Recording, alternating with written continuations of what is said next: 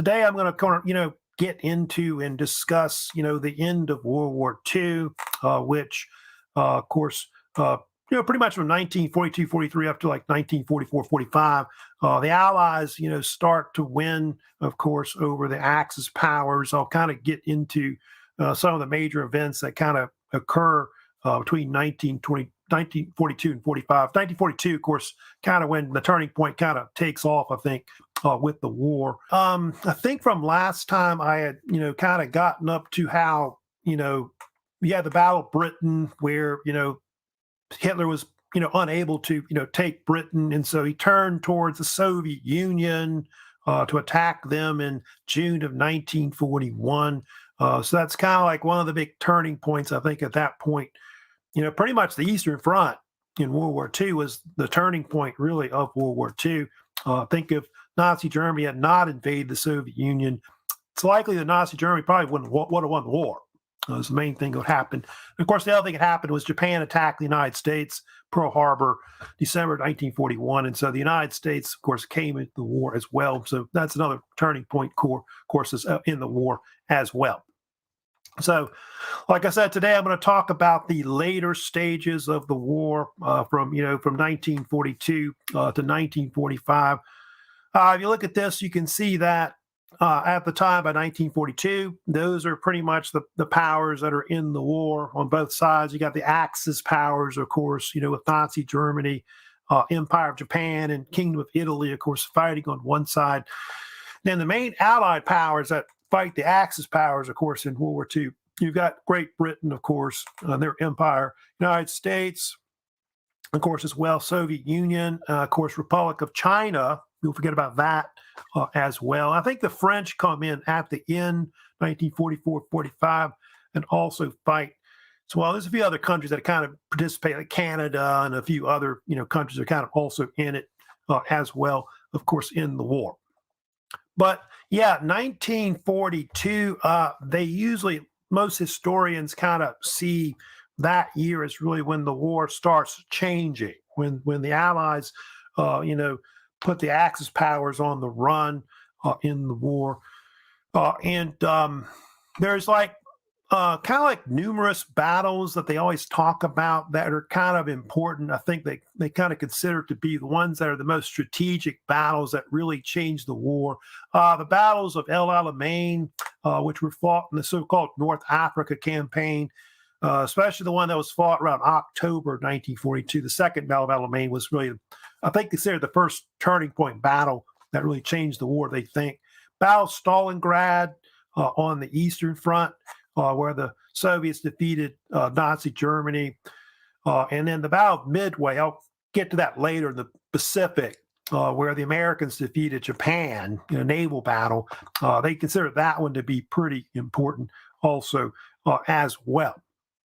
And I'll first get into the North African campaign, because that's, part of the Battle of El Alamein battles that are, kind of going on in Africa. Do you know about the North African campaign? It was this campaign that Hitler got involved in to try and take control of North Africa, because North Africa had important aspects there that they wanted to control, not just the Suez Canal, but I think access to like oil fields in the region. And the North African campaign was actually something that Italy started. Italy, under Mussolini, had taken over Libya. And in 1940, at the beginning of the war, Italy tried to invade Egypt and got repulsed by the British in Egypt. And so Hitler kind of got alarmed about that. And so he sent in this general you may have heard of named Erwin Rommel right here, of course, known as the Desert Fox by a lot of, people and historians in the war kind of gave him that nickname later. And the Afrika Korps was this German-Italian army that was mechanized, using tanks and trucks and things like that, motorized vehicles. And they fought pretty much in Africa from like Libya, Egypt, all the way into like Tunisia and so on. And it was kind of hopeless because, Rommel didn't have enough forces and equipment really to take on the Allies. uh, because the Germans were kind of stretched thin. They're, fighting in pretty much in like in Eastern Europe, mostly against the Soviet Union. And so, in the end, they get repulsed by 1943. But for a while, it looked like kind of scary that, Rommel, because of his genius, desert warfare fighting and whatever, looked like he was going to take over Egypt very briefly for a while. On the British side, they were led by this general named Bernard Montgomery, who was known as Monty, or sometimes known as the Spartan General. They called him as well. He was opposed. Rommel was opposed by the British Eighth Army in North Africa, and at first there was kind of a stalemate. Like neither side could really win at El Alamein. El Alamein was kind of an important city. It was like a little Egyptian city that was kind of port city that was on the Mediterranean Sea. And that battle was considered the most strategic battle ever fought in North Africa because it pretty much ended the whole Western Desert, campaign that was, I guess, kind of being fought going back to 1940 between Libya and Egypt. Rommel's forces were just outnumbered. Rommel had about 120,000 troops and maybe about 500-600 tanks. But I think if you know about the British were kind of helped by also the United States. We gave them kind of some kinds of war material with the Lend-Lease Act. And the British had 200,000 troops. So they had like something like over 1,000 tanks against the Germans. And they were eventually able to rout them in October of 1942 at the Second Battle of El Alamein. And so Rommel's forces got pushed back. You can see here from northern Egypt, kind of like the northwestern part of Egypt, Rommel's forces get pushed back into Libya. And then at one point, their forces are reeling so bad that they get pushed all the way back into Tunisia by the beginning of 1943 at that point. Then what happened at the same time was that the United States entered the war as well. November 1942, American forces landed in French North Africa. They are what we call Morocco and Algeria, which had been controlled by the Vichy French, by the way. I think at first the Vichy French attacked the Americans, but they switched to the Allied side, is what they did afterwards, if you know about that. The American side was led by different generals. The most famous general that led the American forces into North Africa was Dwight D. Eisenhower, who you see in that image on the bottom. But George Patton, you may have heard Patton. He was kind of important and famous in fighting in North Africa and also in Europe with his Third Army. And he was known as Old Blood and Guts. And his forces eventually, crack forces, were able to eventually push the Germans back, of course, as well. And what happened eventually was that the German forces get surrounded in Tunisia by 1943. And Rommel's forces eventually surrendered to the Allies. They lost something like 300,000 troops, which is kind of a blow to Hitler's forces in World War II. And so the whole North African campaign pretty much ended by early 1943. So they consider really the whole North African campaign to be really one of the first turning point events really of the war. The Germans were kind of stretched thin trying to fight, North Africa and Italy when they're mostly fighting in, like I said, Eastern Europe against the Soviets. Now, of course, the big event that I did want to talk about that really is considered one of the big turning points, of course, of World War II is the Battle of Stalingrad. That, of course, was fought on the Eastern Front between 1942 and 1943. It is considered the most strategic battle ever fought, really, in World War II. In fact, I think if the Germans had won that battle somehow, I think that World War II may have been different. And Stalingrad, if you know about it, was part of a huge operation by the Germans, which they called it later, kind of blew this up right here, but they called it Case Blue.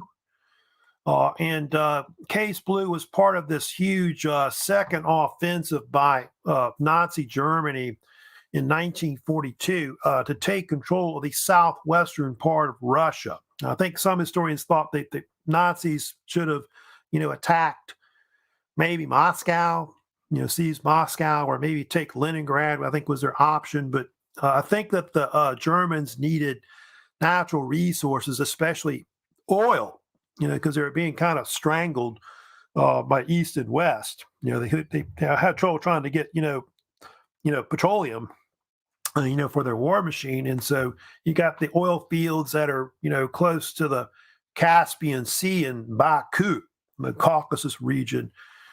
And so Case Blue was an idea to basically take that part of, Russia. And it mostly happened in the fall 1942 when that happened. What occurred was the Germans went after Stalingrad. Stalingrad, if you know about it, was a strategic city because it was located on the Volga River in that southwestern part of Russia. Also had Stalin's name in it too, as well.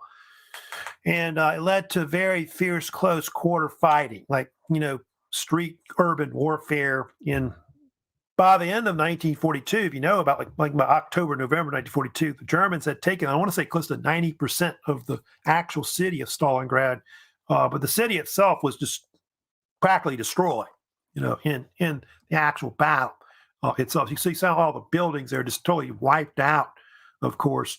And Stalingrad is famous for a lot of things.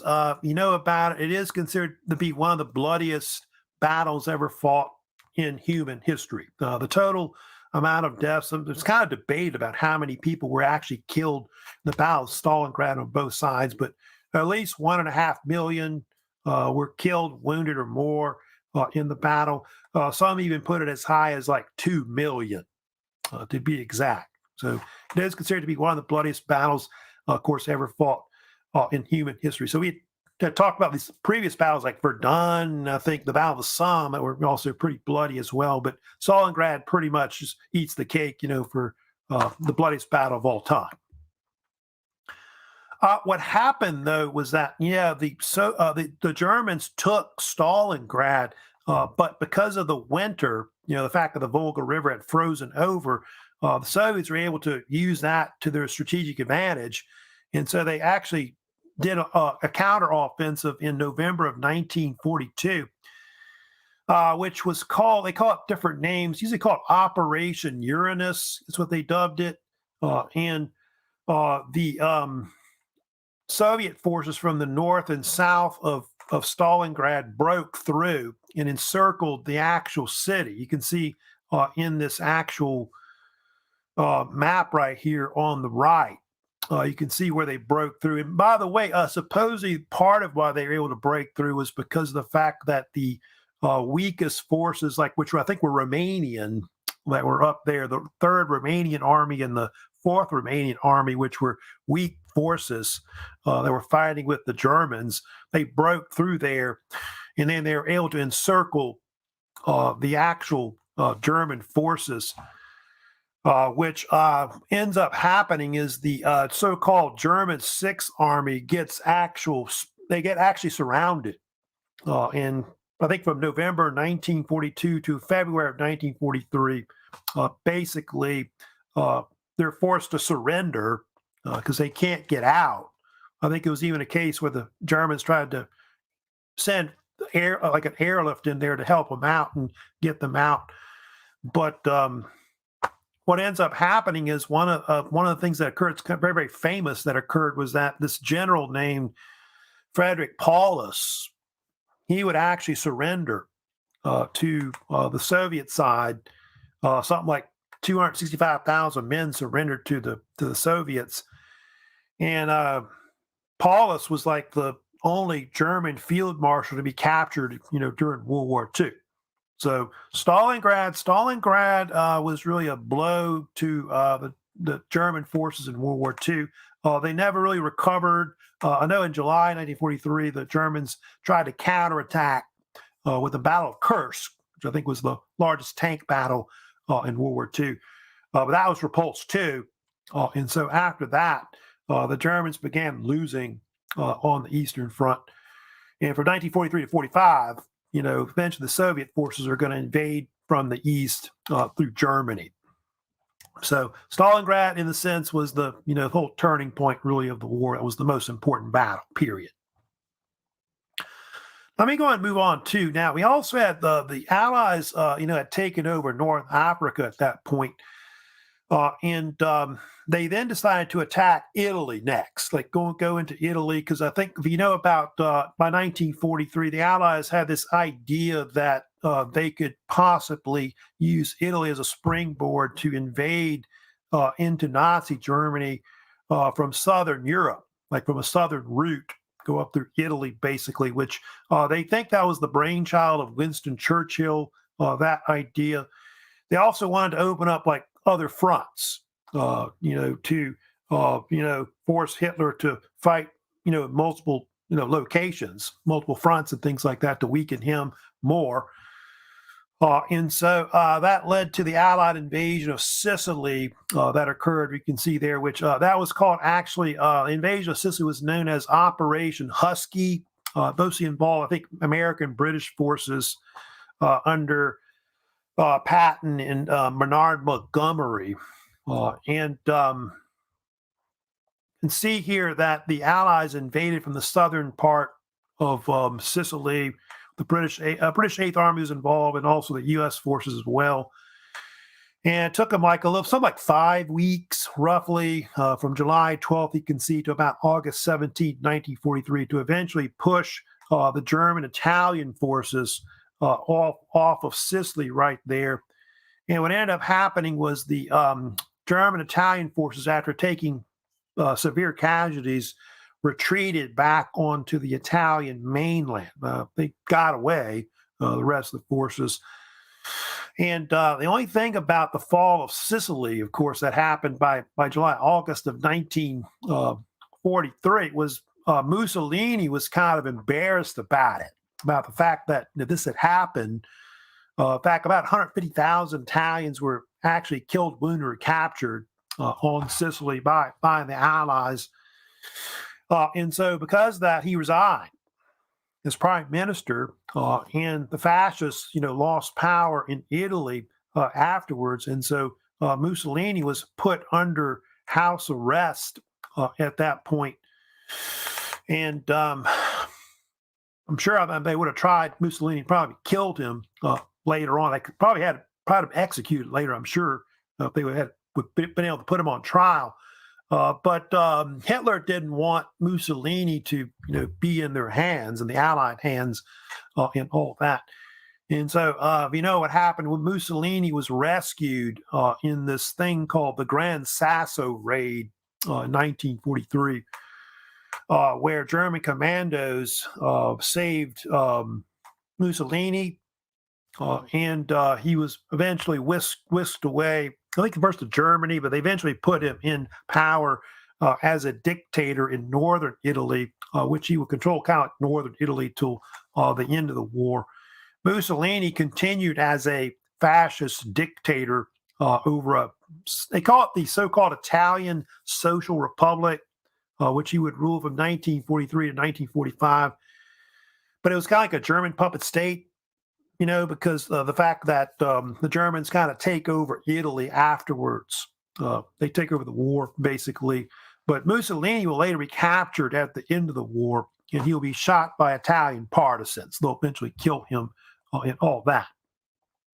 So now what happened was at the end of the war, from 1943 up through 1945, one of the things that occurred in Italy was that the Italians then switched October 13th, 1943.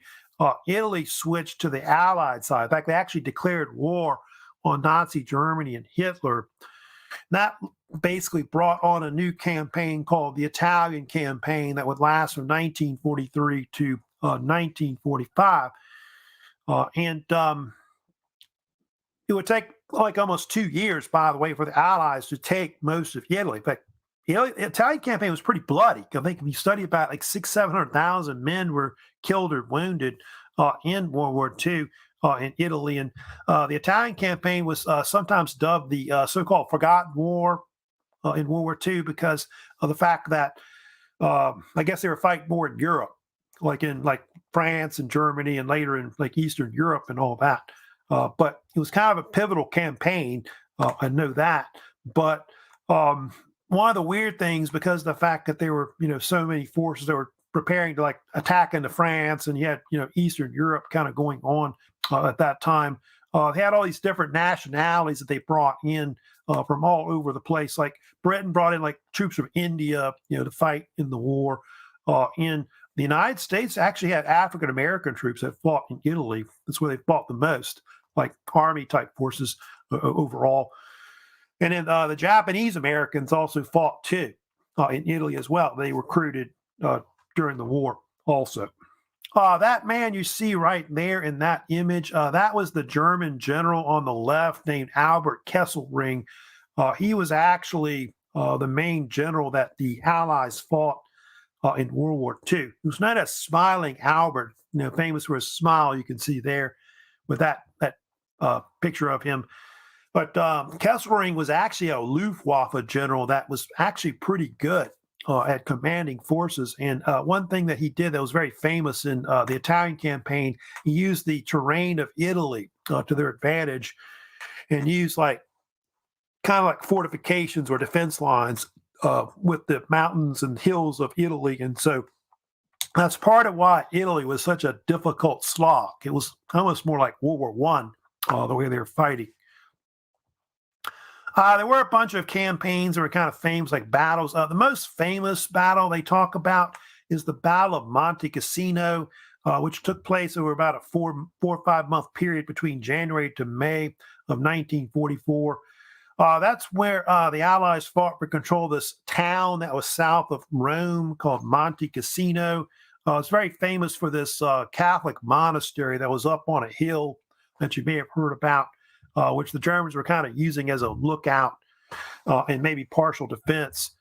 And the Allies had to bomb it into nothing, destroyed it. That's the new one that they rebuilt later after the war. But eventually, of course, you get basically the fall of Rome. Rome will eventually fall, of course, because eventually Mussolini and them was killed later at the end of the war. But Rome is one of the first cities that really falls, of course, to the Allies in the war. June 4th, 1944. That's the date when eventually Rome is liberated by the Allies. But they'll fight on another year, like pretty much up to like May of 1945. They probably would have kept fighting because I think when they finished the war, they were getting close to like the Alps and all that in northern Italy. But Mussolini will eventually get captured himself by partisans, and he's eventually shot right there and hung by pretty much his feet. You can see in that image. Now, the other thing that happened, too, was that the Allies then went into France in 1944. So you've got basically, with Rome being liberated at that point, the next thing, of course, is to liberate occupied France, which that begins in June, August of 1944. You'll see that happen. And this was all part of an operation they later called Operation Overlord, which is later dubbed the Battle of Normandy, which was the main strategic battle that'll be kind of important in liberating France and also retaking the capital of Paris in France as well. And the D-Day invasion was something they'd been planning for months in the United States and in Britain. And it involved multiple forces, which predominantly the United States was involved in most of the actual forces that were involved with D-Day. About 60% of the actual initial invasion included American forces. Also, Britain was involved. Of course, Canada had forces they put up as well. And then I think the Free French, under de Gaulle, he had forces too as well. And I think there was even some Polish forces that also participated as well in the war. One of the largest invasions, by the way, like amphibious invasion, in probably world history, the actual D-Day invasion, which they called it actually, the invasion itself was Operation Neptune. You can see it had initially 160 some thousand troops that were involved, 5,000 ships were involved at one point. And then something like 11,000 aircraft were also involved in the actual invasion into France as well. By the way, the man that led it, you can see here on the top right, was Dwight D. Eisenhower, who, of course, everybody called Ike. He's the one that would lead the so-called Allied Expeditionary Force, which was the main invasion force that invaded from Britain into France in the summer of 1944. They would actually attack into Normandy, which is in northern France, along various beach sectors that they, of course, had earmarked for where they would attack, etc. Here's kind of the route they would take, of course, to invade from Normandy, because they had a lot of training in the United States and also in Britain. But you can see from southern Britain, they would attack, of course, southern England. You see, they would attack into what is Normandy. And I think I've got like an image showing the different landing beaches that they would land on June 6, 1944. The actual D-Day invasion was supposed to be on June 5th, but due to bad weather, June 6th ended up being the date that they would invade. You can see those are the landing beaches. Utah and Omaha, of course, was where the American forces, 1st and 4th Division came in. You can see also where the British and Canadian forces came ashore, Gold, Juno, and Sword. They also had airborne divisions also being used as well to take certain strategic roads or bridges inland, etc. So there's kind of an image of Omaha. Omaha Beach was probably the bloodiest of the different beaches. Like when the Americans landed on June 6, 1944, I think we lost more men there than some of the other beaches that they came ashore at, etc. Here's some other images showing, of course, the D-Day landings right there. They do think that part of why the D-Day landings were successful, if you really study about it, is because of this thing called Operation Bodyguard. Because I think if the Germans would have known where the D-Day invasion was going to be at Normandy, they could have pushed them back into the sea. And that would have, totally changed the war at that point. But the Allies created this deception plan to fool Nazi Germany on where the D-Day invasion was. And they tried mostly to trick the Germans into thinking that they would invade at Calais, across from the Strait of Dover is, instead of Normandy. And so that actually worked, during the war. And the actual Operation Bodyguard had different elements to it. They had what they call Operation Quicksilver. Quicksilver was this idea of a fake invasion that would be at Calais. And American and British forces created like fake bogus armies that were put there, which the Americans had one called the First United States Army Group, or FUSAG, I think they called it for short, as an acronym. And it was led by George Patton.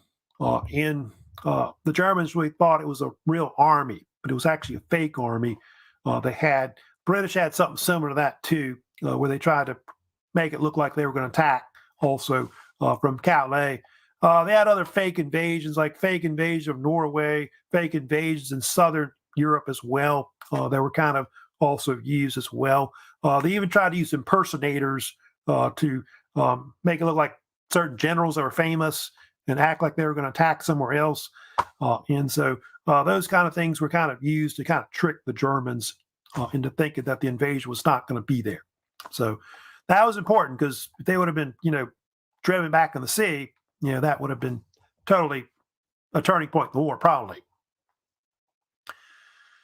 There, of course, after D-Day, you can see they start bringing in, of course, military equipment. One thing you look at that image right there, of course, and the other image before, one thing that's important that you need to talk about sometimes is the fact that a lot of the landing craft, that was used actually at D-Day and also in like the Pacific and all that. A lot of that was due to a man named Andrew Higgins, who you see there.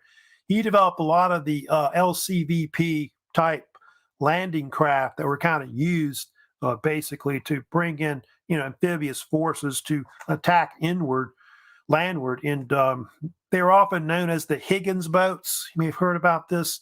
And Andrew Higgins was an actual American boat maker who was from New Orleans, Louisiana, of course. And a lot of his boats like that were originally used in Louisiana, because Louisiana's got a lot of swampy areas and things like that. And we've got a lot of, waterways, etc.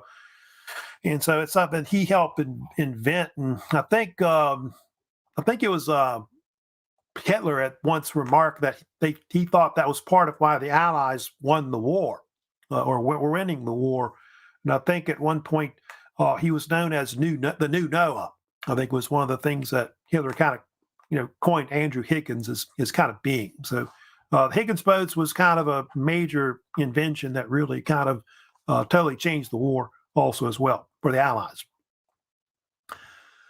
They do have the Battle of Normandy that does follow later. That's really considered to be, the most important aspect really of Operation Overlord when they do invade, of course.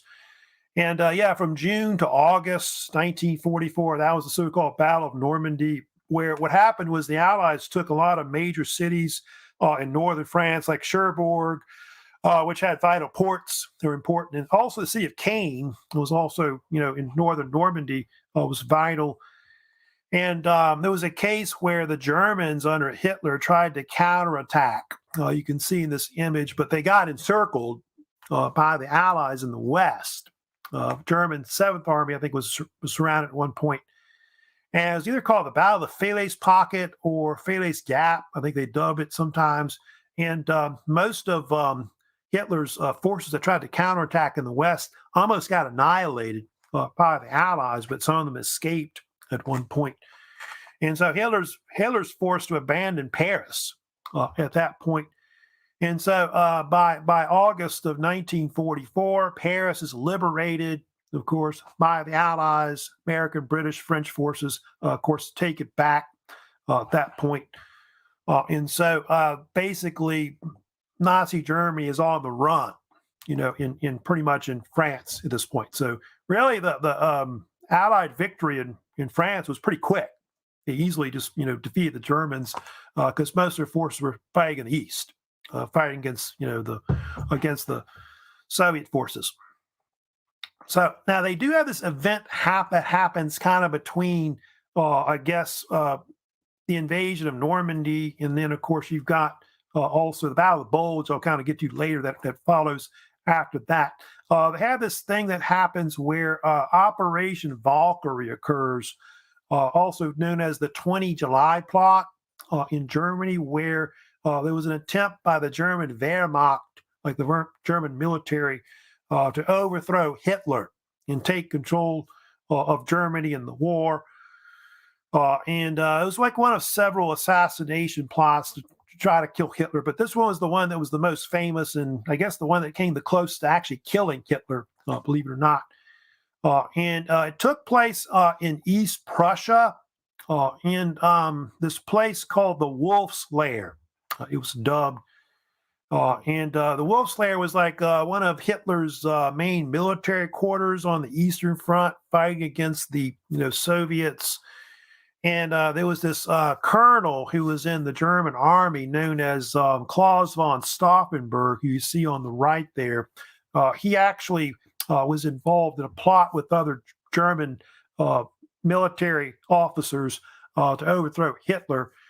And he attempted to blow Hitler up in a meeting with a suitcase bomb. It was like a briefcase bomb, actually. Anyway, the bomb was later detonated, and it killed several people in the meeting, but Hitler was just kind of mostly just injured, and I think it blew out his eardrums or something like that is what occurred. But the plot failed, if you know about that.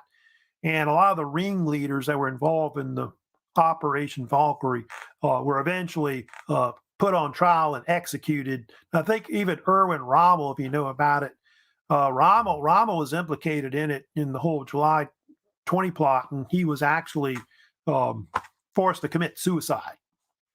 So that was really the closest they came to really taking out Hitler at that point, and that might have shortened the war too. I don't know. It's possible maybe if Hitler had been killed, that may have changed the war and all that, but nobody really knows for sure. But after that, Hitler kind of becomes erratic, at the end of the war, and the Germans start to really lose pretty much.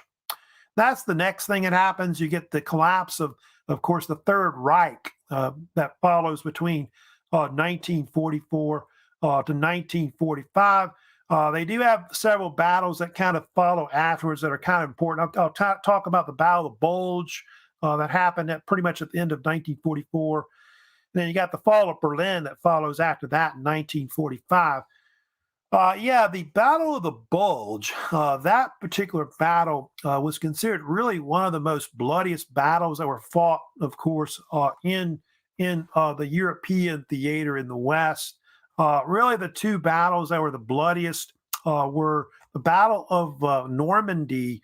Was really considered one of the bloodiest battles really fought in World War II. I think in the Battle of Normandy, we took something like 29,000 killed, and then Battle of the Bulge was like almost 20,000 killed, like American soldiers in the war. And it was fought between December of 1944 to January of 1945. It was called different names. Some people call it the Battle of the Ardennes or the Battle of the Ardennes Offensive, I think was another name that they called it. And the Germans had another name for it. They called it the Operation Watch on the Rhine, because the Germans were kind of concerned that the Allies were going to get ready after they took Belgium to basically push into Germany after crossing the Rhine River.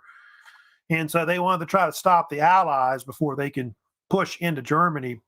And so the Battle of the Bulge was considered to be one of the last offensives that the Germans did in World War II, especially on the Western Front that they would have. If you look at this image here, this map here, the Allies had pretty much easily taken Paris, and then from there, they pushed them up into northern Germany, up into northern France at that point, you can see. Also, the Allies, also through what they call Operation Dragoon, had seized southern France as well. So the Germans were kind of being squeezed from the north and the south, forcing them to retreat towards Belgium and Germany by the fall of 1944. And you can see the Allies are pushing into Belgium. You see in that image right there.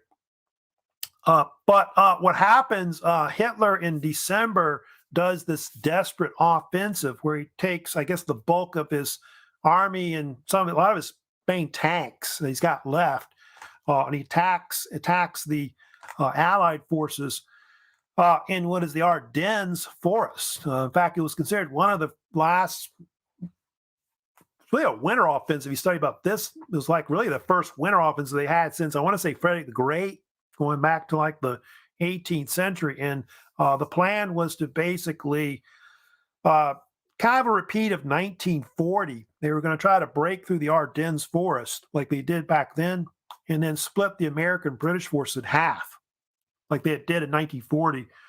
Then the object of the whole offensive was to drive on Antwerp, Belgium, which had a lot of vital ports there that the Allies were trying to control to fight against the Nazis. But the whole thing failed eventually. But you can see with the map there that part of why they call it the Battle of the Bulge was because it created a huge bulge in the Allied lines by December, January of 1944-45. And if they would have broken through, that could have also altered the war also as well. But eventually by January of 1945, it ran out of steam, the actual offensive, and they were pushed back, eventually, the Germans. From there, what happened by March of 1945, the Allies crossed the Rhine River.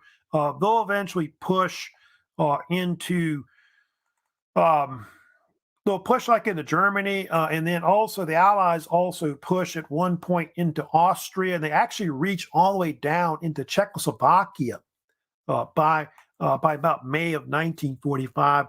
And then also Belgium, Holland are also areas that'll be freed by the Allies as well. And then you can see on the Eastern Front, the basically um, the Eastern Front, the Germans were getting pushed back too. You can see how the Soviet Union with their forces, they invade down into southeastern Europe. They take Romania, Bulgaria, they push up through Yugoslavia and Hungary. And then the big push was really through Poland between 1944 to 45. That's the thing that really turns the whole war around, of course, for the Allies, is that also as well. Because on the Eastern Front, the Germans were just totally outnumbered. I think by 1944, 45, the Soviet had an army of like 6 million troops that they had. And I think the Germans had maybe 2 million by the end of the war. And so that's part of why they eventually lost the war. They were just outnumbered. And Battle of Berlin, that was really considered to be the last major battle really fought in Europe in the war, 1945. It lasted close to about 5 weeks between April to May of actually not that's not quite, more like 3 weeks it lasted from April to about May 1945. Part of why the Berlin fell so quickly, in the winter of 1945, the Soviets had this offensive they call the Vistula Oder offensive, and before that, it was almost a stalemate in Poland, where the Germans and the Soviets couldn't, I guess because of the winter at the time, they couldn't push their forces forward at that point. But eventually, what happened was Soviet forces broke through in Poland. A huge gap in the German army formed, and they advanced like something like, I forget how many miles it was, maybe something like 200 miles or more, that the Soviets advanced deep into German territory, like in 3 week period. And that particular offensive is really the main offensive that really led to why Berlin fell like real quick at the end of the war. Hitler, they think, eventually committed suicide. They think that Hitler, in his bunker, I think pretty much from January of 1945, he had been pretty much evacuated to his bunker because Berlin was getting bombed by the Allies, during the war. And they think he committed suicide. And so that kind of gave a clear picture to Nazi Germany that the war was pretty much over at that point. And so they think that in Berlin, they believe that the May 2nd is usually considered the date when the German forces in Berlin began to surrender to the Soviet forces. And so that pretty much led to the end of the war afterwards. And eventually what happens, of course, is that the German forces eventually surrender all over Europe, which that happens May 8th. It's usually considered the official date of when they begin surrendering. That's later referred to as being called Victory in Europe Day, or VE Day today. So I think May 9th was the date of the Soviets that they surrendered also as well, but pretty much they gave up at that point, pretty much the Germans. So war was over in Europe. Germany will be occupied after the war, of course.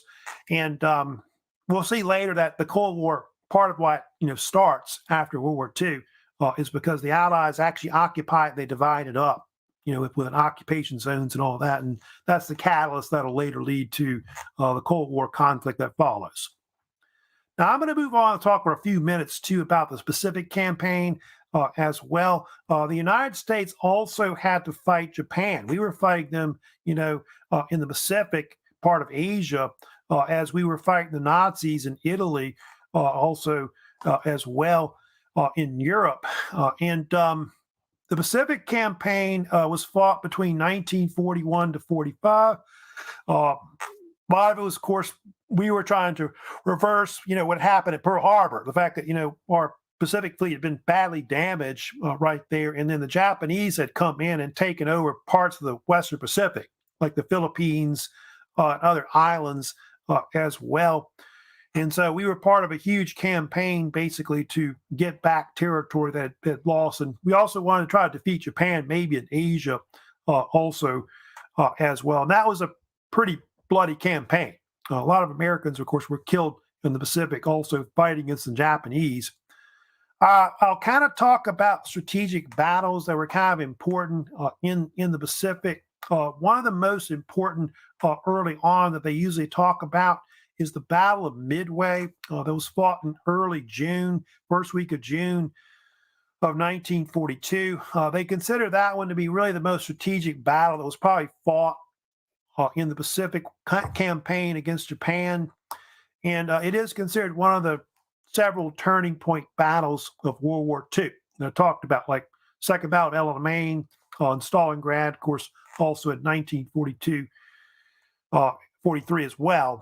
And Midway was part of a campaign where the Japanese were trying to take Midway, which Midway was this island that was kind of in the Central Pacific, that was kind of vital at the end of the Hawaiian chain. And they think that the Japanese were planning to take Hawaii at this point in 1942, because, our Navy had been damaged at Pearl Harbor.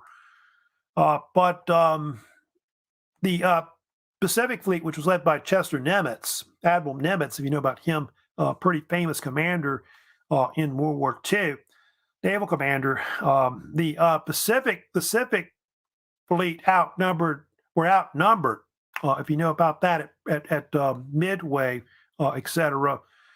And they consider it kind of a miracle, the fact that the American forces were able to defeat Japan in that battle, even though we were outnumbered. At the Battle of Midway, we were able to sink 4 Japanese aircraft carriers in the battle, to only losing one of our ships, which was the USS. I think it's the USS Yorktown. I think was the one we lost in the battle.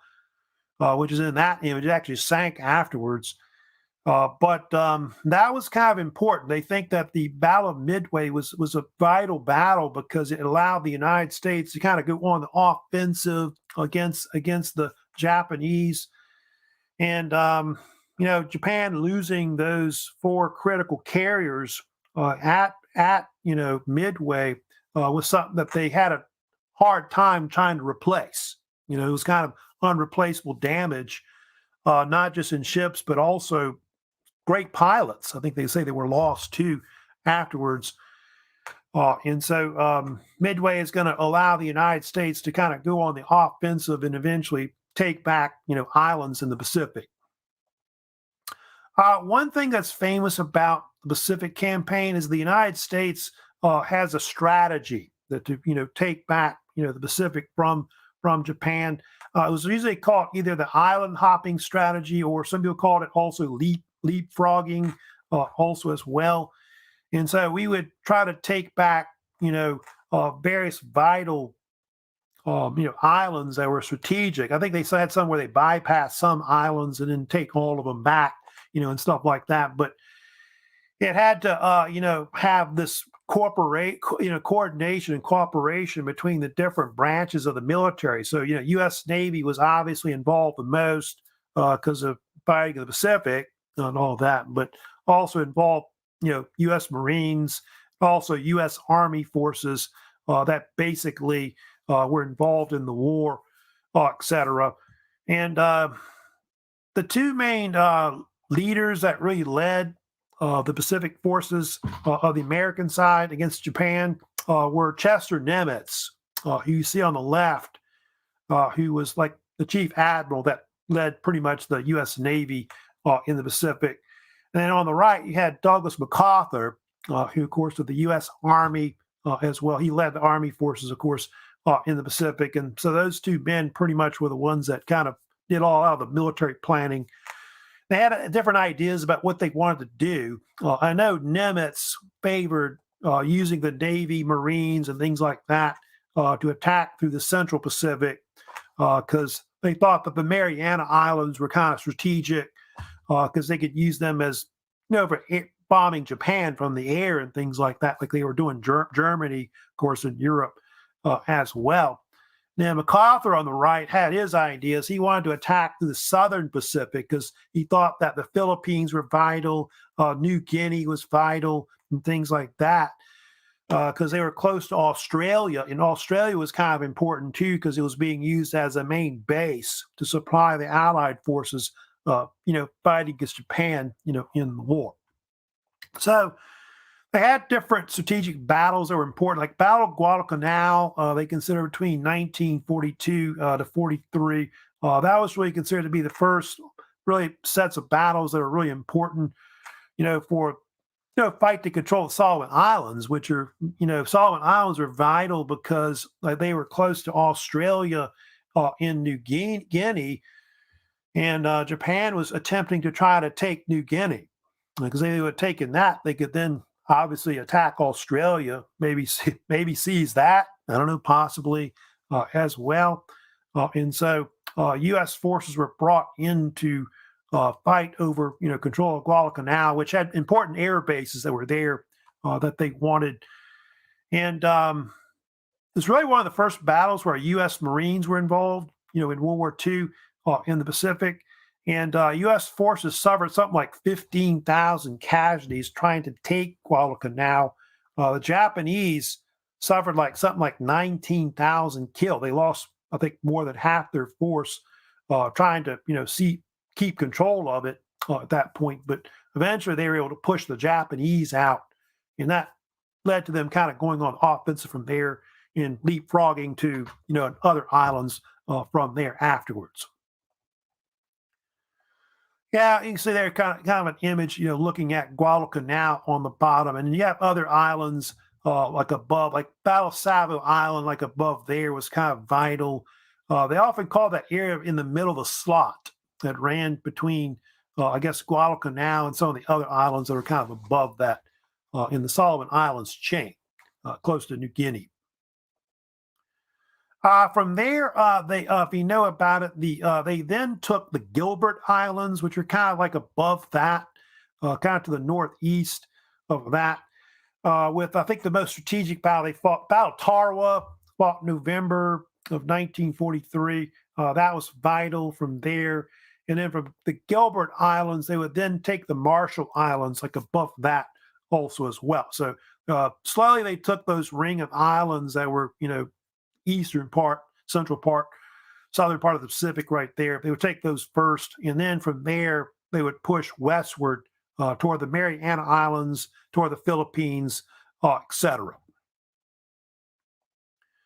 The battle for Guam and other islands, that was pretty strategic also as well, which would happen in 1944. They had what they call Operation Forager. And that's where U.S. Marines, Army forces would eventually be involved in taking back basically the Marianas Islands, which included Guam, Tinian, Saipan. All those were vital islands that would be strategic, of course, in defeating Japan in World War II. And after they took those islands, they were able to then, use those islands to create bomber bases on like Guam and Tinian, et cetera. And so they brought in like bombers like B-29s, et cetera. You see the B-29 Super Fortress, that was one of the big bombers that the Americans used at the end of World War II to do high altitude bombing, of Japan, which they would try. And then also at Tinian, that's Tinian is in the Marianas where they would, bring the atomic bombs, where they would launch them there to, drop on Japan and all that. From there, then what happened was the Americans then took the Philippines afterwards. There was one last big naval battle that they sometimes talk about It would take a while. It took the Americans like something like half a year or more. I think it was like 6 to 7 months or more to take the Philippines. But the Battle of Leyte Gulf, which you see on the left there, that was considered the most strategic battle really associated with the Americans retaking of the Philippines. And Leyte Gulf was considered to be, by the way, the largest naval battle in world history, especially in modern history overall. Involved like something like over 300 U.S. naval ships were involved, 200,000 something naval personnel also as well. I forget how many the Japanese had. They had a smaller amount of naval ships as well. 300 to 400 range, I think, was the total amount that was used. But we were able to neutralize pretty much the Japanese Navy after Leyte Gulf, and they weren't really much of a threat to the American forces as we pushed pretty much east to west across the Pacific, towards Japan. There, of course, is MacArthur waiting ashore in the Philippines. As you know, MacArthur had been kicked out the Philippines. He had been actually the main general that had controlled the Philippines prior to the war. And Japan had taken the Philippines between 1941 to 42 at the beginning of the Pacific campaign. And so over like something like 6 to 8 months, the American forces would eventually defeat the Japanese in the Philippines and take it.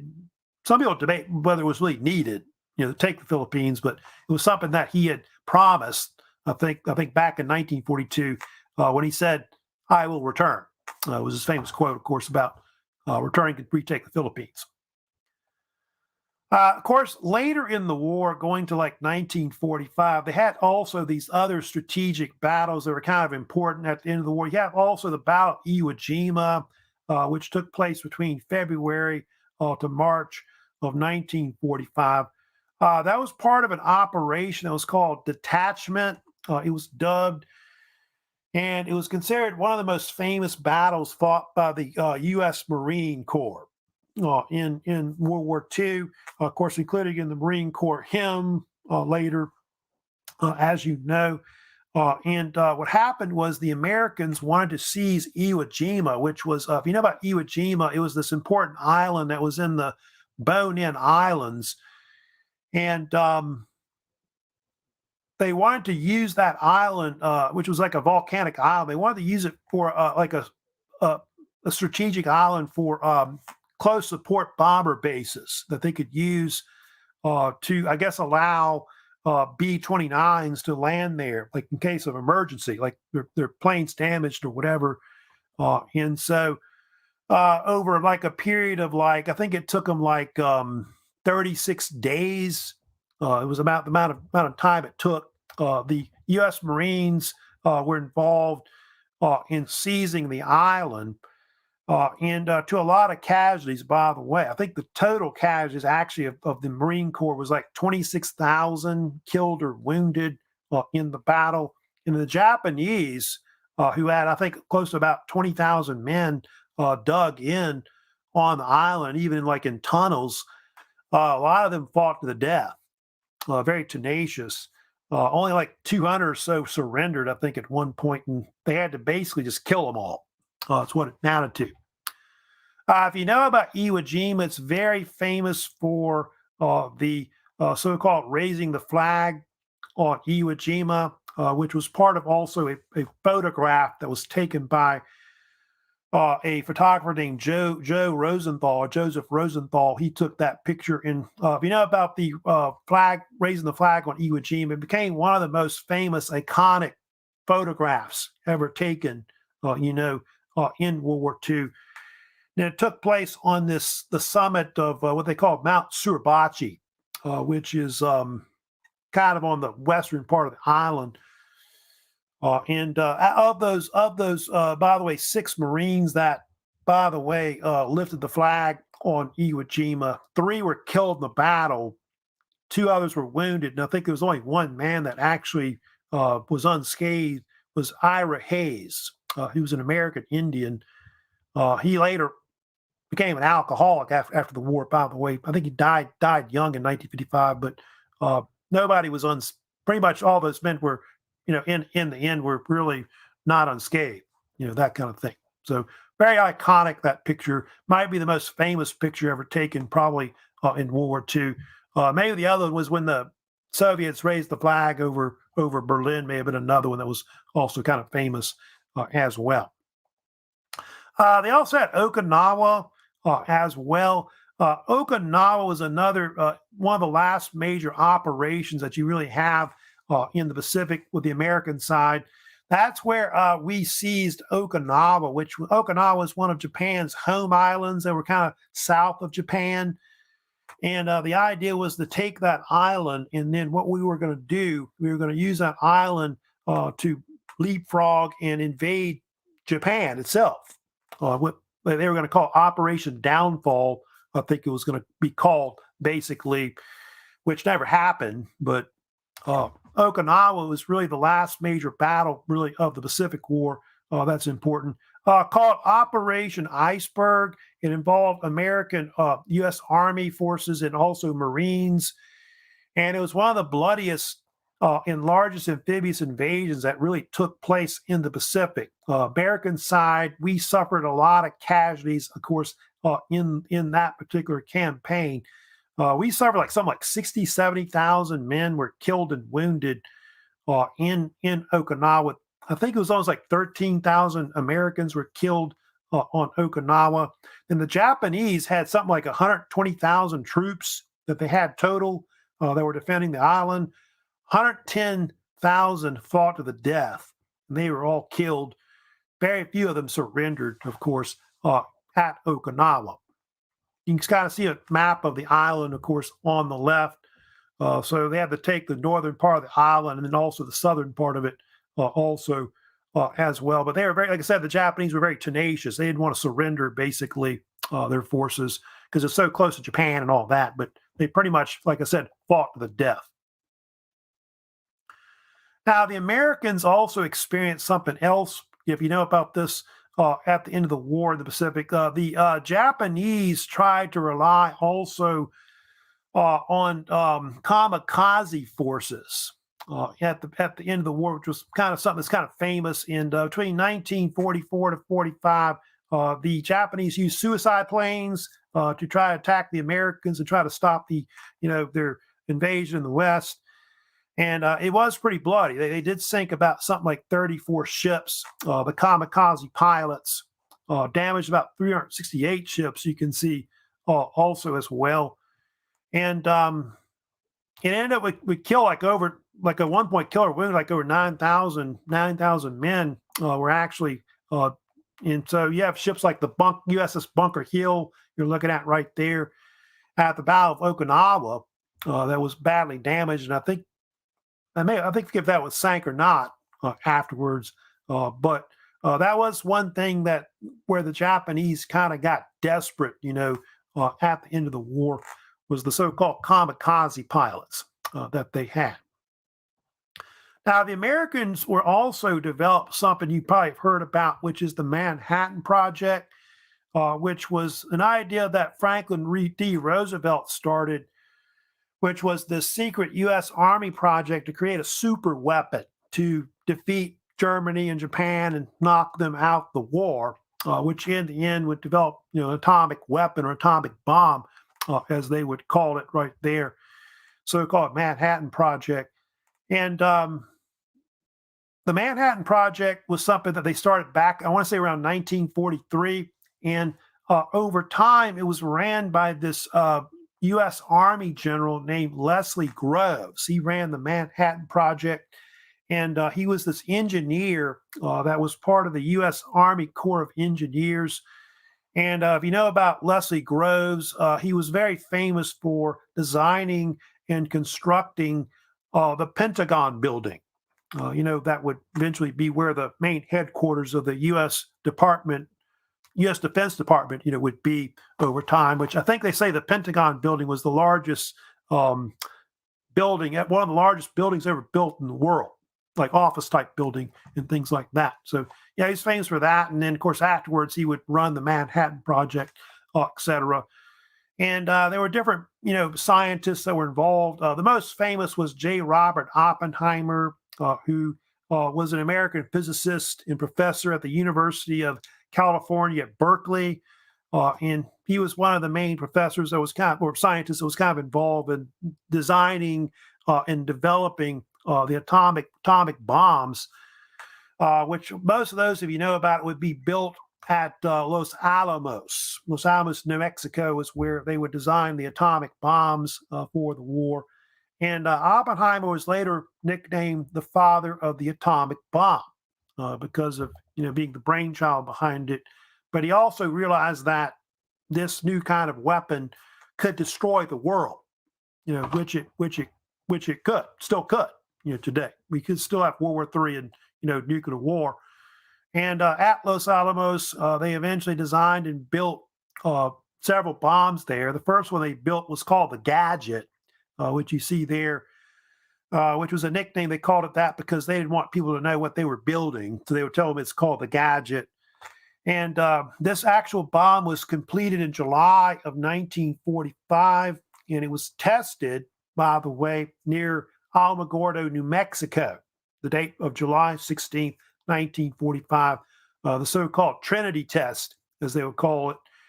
And so Oppenheimer and all these American scientists in the military realized that they got this new super weapon that they could use, that they can drop. Well, they were originally going to drop it on Germany, but they realized now they're going to have to drop it on Japan instead, is what they're going to do eventually. So they built two other bombs. Fat Man and Little Boy were eventually constructed at Los Alamos to be dropped on Japan. And eventually they'll bring those bombs across the Pacific. They'll ship them across the Pacific to what is Tianjin. And in August of 1945, the actual first bomb, which is called there's of course the so-called Enola Gay and its crew right there. The first atomic bomb would be dropped on Hiroshima, August 6th, 1945, and involves a famous airplane, by the way, in World War II, which is the B-29 Enola Gay. The B-29 Enola Gay was considered the most famous airplane probably in World War II that was involved in the conflict, which was piloted by Captain Paul Tibbets right there in the middle with his crew. There, of course, is the Enola Gay, which is, by the way, now in the Smithsonian. That particular bomb, of course, would be dropped on August 6, 1945. It would actually end up destroying a good chunk of Hiroshima, which was considered like a military target in Japan. And the bomb itself would kill something like 100,000 or more people when it was dropped on Japan, destroying like several square miles, but also creating a lot of radiation, which, killed a lot of people also as well. So a combination of the bomb damage and radiation killed 100,000 or more people at that point. There's kind of an aftermath of Hiroshima, of course, with what the destruction could do, with these atomic weapons, like if they were dropped on a city, more or less. Here's kind of a color image, of course, of looking at it also as well. But they had a second bomb, which they did too. There was a second one called Fat Man. That one was dropped on Nagasaki, another Japanese city, on August 9th, 1945, by the B-29 Boxcar, it was called. That one destroyed a lot of that city also as well, killing close to 80,000 or more people as well. They do think that it did kind of influence the Japanese to eventually surrender the atomic bombs being dropped on Japan. And so within 2 weeks or so, the Japanese began surrendering throughout Asia, throughout the Pacific also as well. The Japanese were kind of fearful that the Soviets had declared war on them, and they were going to have to fight them also as well. And so the Allies began, celebrating what they call VJ Day, Victory Over Japan Day at that point. But officially, the war, would not really surrender the Japanese don't really surrender officially, you can see, until September 2nd, 1945, when they officially surrender aboard the USS Missouri in Tokyo Bay. So you got that image there of the Japanese surrendering. And that date, September 2nd, that's usually deemed as the official end date of World War II, which it calls at least 50 million deaths or more in World War II. And so, yeah, almost to a day, almost 6 years exactly, was how long, of course, World War II, lasted, pretty much. Now, I've got a few minutes left. I need to talk about with the end of World War II. I need to talk about, and I'm kind of long going with this lecture here, but I need to talk about what happened after the war, of course, that they discovered. One thing that the Allies discovered, of course, in World War II was the fact that the Axis side had committed atrocities, of course, in World War II. The most famous, of course, that was done by Nazi Germany, was the Holocaust, which the Jews later sometimes call the Shoah. And the Holocaust was something that they think started way back in the 1930s. They do think that it started with the Germans' persecution of Jews in Nazi Germany with the Nuremberg laws, where they were kind of segregated from other Germans, and then kicked out the country. A lot of them were forced to flee Germany, and then those that were left there, of course, in the 1930s, you have Kristallnacht in 1938, where there's open persecution of Jews being killed, thrown into concentration camps, etc. Synagogues destroyed, things like that. And so that was the beginning of really the Holocaust at that point. But they weren't really openly, exterminating like them in mass amounts until really World War II broke out. Now, what happened was in 1942, they believed the Germans, the Nazis, met in a suburb of Berlin called Wannsee, where they came up with this so-called final solution to the Jewish question, where they said that they would round up all the Jews and begin trying to eliminate them either through slave labor or through outright extermination. And they think different Nazi leaders were involved. I think they think Hitler was somehow involved. They've never been able to prove that, through writing that he was involved. They have several men involved: Heinrich Himmler, Hermann Goering, Reinhard Heydrich. Those are all famous Nazis that were kind of involved in the Holocaust in the end. And what they did initially with a lot of the Jews, if you know about it, was they basically would round a lot of them up, and they began to put them in the East, like in ghettos, basically like in Poland, other parts of also Eastern Europe as well. And then over time, they had all these concentration and death camps that they built throughout where the Third Reich controlled in Europe. And of course, in Poland, they had, most of the, death camps that they would put there, like Auschwitz-Birkenau, Belzec, Majdanek, Sobibor, Treblinka, Chelmno. Those were the ones, I guess, they were the most famous ones you see, where they would create all these different camps that they would have. Some they were used as work camps. They used kind of like a slave labor. And you had some camps which were used to literally just exterminate people and kill them. It's estimated, they're not sure exactly, but they think that somewhere between 11 million or more people were basically singled out by the Nazis, not just Jews, Poles, Soviet citizens, and POWs. A lot of the Roma, like the gypsy population, were, rounded up and killed, if you know about that. The handicapped were also killed.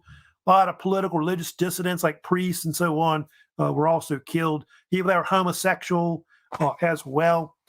Maybe somewhere as many as 5 to 6 million Jews may have also been killed, they think, too, in World War II with the Holocaust. So they do think that they use deportations, using railroads to deport people, to the east, into Poland was how they basically did it as you know. And so that included like closing the ghettos and rounding people up and forcing them into these camps, basically. Which Auschwitz-Birkenau, which is in Poland today, of course, was the most notorious that, of course, a lot of these people were sent to at one point. There, of course, the people being disembarked at Auschwitz, as you know. And it's very famous for its gate. You may have seen before, Arbeit macht frei, which means work will set you free. And Auschwitz Birkenau was used as a concentration, like work, slave work type camp. But of course, they also had its famous death camp where they built crematoriums where they gassed people and put burn bodies and things like that to, I guess, cover up the mass murder of Jews and other people that were there. As many as like 1 to 2 million children may have been killed, by the way, in the Holocaust. Maybe close to 20% of the actual people that were killed in the Holocaust or more may have been children. Got to give you an idea of the atrocities that were committed.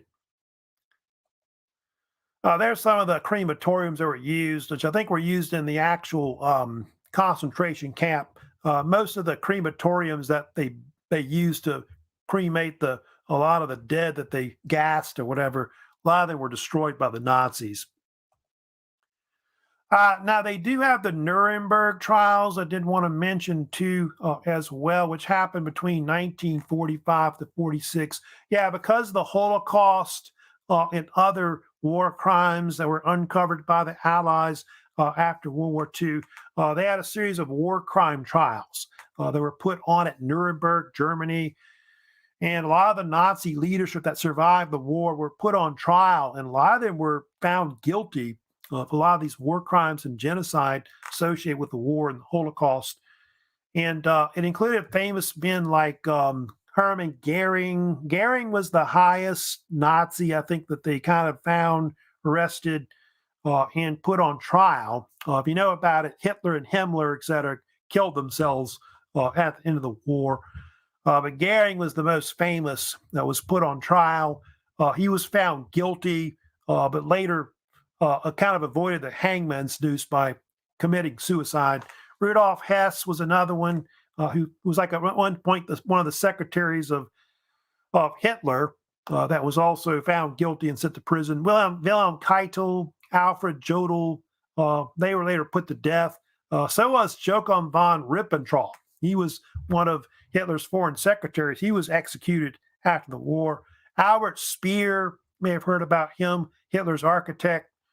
They sometimes called him, who was head of also armaments, German armaments. He was also found guilty and in prison as well after the war.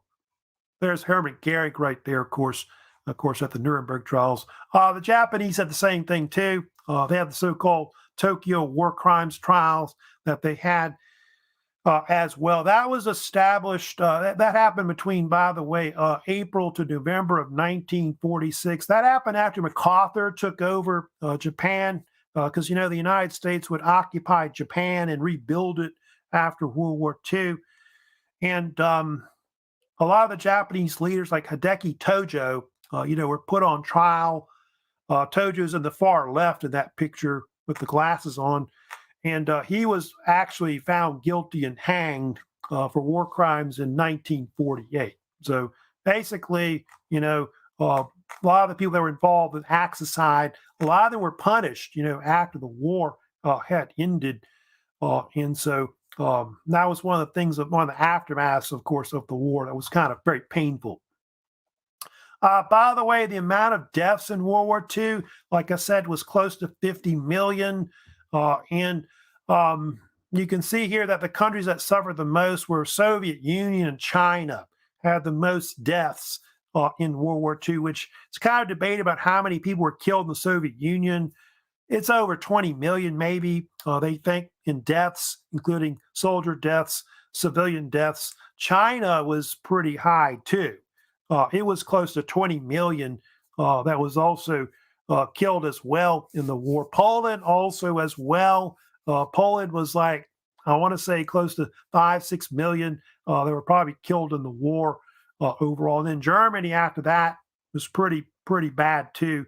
They had like something like 5-6 million people that were killed in the war also as well. So both sides suffered badly in the war, but 50 million, 50, 60 million, that's usually about the average amount that was probably killed in World War II, including, military civilian deaths. And civilian deaths were really high in World War II, was something that was very famous about it. So that's it pretty much for this lecture course on World War II. Of course, I will have some like recorded lectures I'll have on the Cold War that'll kind of follow this lecture also as well. Because, that's one thing about World War II. It does help to cause the Cold War era that follows. You got the occupation of, Germany after the war, which kind of helps to begin the Cold War in Europe. And then you also get the spread of communism. Communism goes like into like parts of Asia, like North Korea, Vietnam, China. And so that helps to also kind of cause a lot of political, economic differences between East and West that the Cold War is about. And you almost have nuclear war, like World War III break out also as well. So that's it for today. Don't forget, of course, I had reminders about assignments out there. We had talked about some of the assignments I had out still. I know we have the second exam this week. Y'all need to wrap up and get out the way, because you've got these other assignments y'all need to work on between, Thanksgiving and towards final exams that I've got there. But I am, like I said, I am going to go ahead and post the final exam today that I'll have, which is going to be on the rise of fascism in World War II. And so that's going to be my last major assignment I'll have, besides the book report and the vocab assignments that are, of course, still out there. So that's it for the fall semester. Pretty much my live lectures, like I said. I'll have some, of course, like I said, Cold War lectures. The Cold War lectures, by the way, will be based on like a bonus assignment that I'm going to give y'all probably next week during the Thanksgiving week. So probably I want to say Monday next week is when I'll, of course, do that. So that's it for the fall. Hope y'all have a great rest of the semester, by the way. Like I said, if you have any comments, questions about this lecture or other lectures, please let me know. If you got a comment, question about the class, some kind of administration question, of course, don't forget to email me or something like that. So that's it. Y'all take care. Like I said, have a great rest of the course semester.